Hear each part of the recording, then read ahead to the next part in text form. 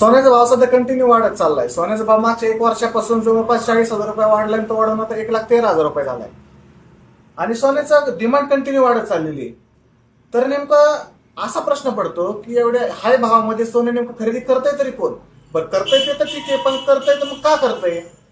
आता US dollar ही global currency, global हा international currency आणि त्या इंटरनॅशनल करन्सी असल्यामुळे अमेरिका हे ऑल ओव्हर वर्ल्ड मध्ये प्रत्येकाचा हा व्यवहार कंट्रोल करत असते, कंट्रोल करायचा प्रयत्न करते आणि ती करते पण। मग विषय असा होतोय की चायनाने सध्या प्रत्येक 70% देश सध्या काय करत असतात, त्या 70% देशामध्ये त्यांच्या सरकारी खजिन्यामध्ये सोनं आणि US डॉलर साठवलेले असतात।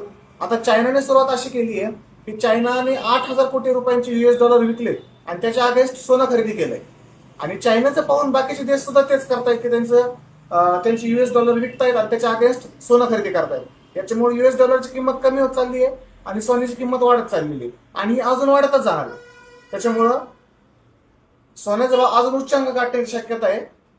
त्याच्यामुळं जेवढी होईल तेवढी शक्यता होईल तेवढं सोन्यामध्ये गुंतवणूक केलेली चांगली।